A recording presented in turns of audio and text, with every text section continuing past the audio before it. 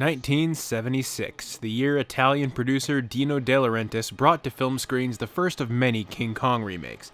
While it did end up being a mixed bag with critics, the movie was successful nonetheless.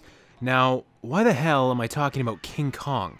Well, a year later, in 1977, another Italian filmmaker named Luigi Cozzi had noticed the buzz this new King Kong movie was generating and wanted in on a piece of that monster money pie. And what better monster to focus his time and money on than the king of the monsters himself? Godzilla, King of the Monsters! Cozzi approached Toho about acquiring the rights to the original 1954 cut of Godzilla, but they wouldn't allow it, only offering him the rights to the Americanized King of the Monsters cut with all the added Raymond Burr footage. He thought to himself, oh shit, people are going to want to see this, I'm going to make it huge, I imagine, as he rubbed his balls with a clean $100 bill, or whatever Italian equivalent was. But to his surprise, no one gave two shits about releasing Godzilla because it was in black and white. This is where things get weird as hell. So there was Luigi with the Italian rights to Godzilla, one of the biggest monster movies of all time, but no one to sell it to. So he decided it's time to give Godzilla a makeover. He hired Italian animator Armando Valcata to use gels applied to the film reel in an effort to colorize Godzilla.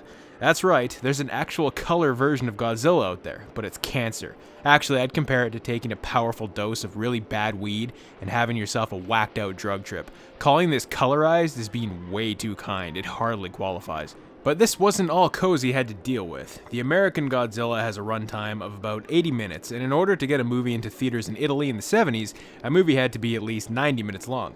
So it was time for what most Italian filmmakers were doing back then, stealing other movies.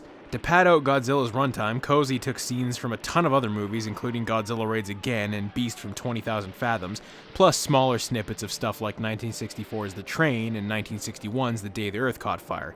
But not only that, but he even added real news footage of people dying and stuff blowing up. God damn, no shame, man.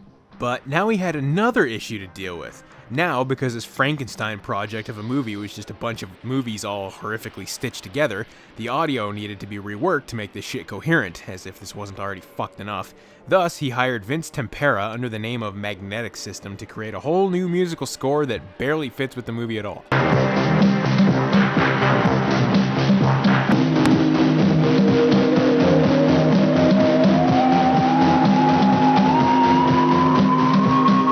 When this butcher job was finally released to theaters in 1977, it was actually kinda well received by critics. Hell, some theaters even had a feature where the seats would rumble whenever Godzilla took a step, kinda like a poor man's version of today's D-Box theaters.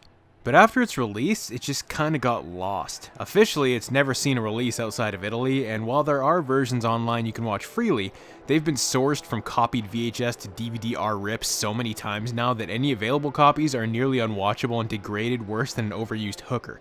It's not at all likely an official release is ever going to come, which is probably for the best, but as it stands, it's definitely an interesting part of Godzilla's storied history.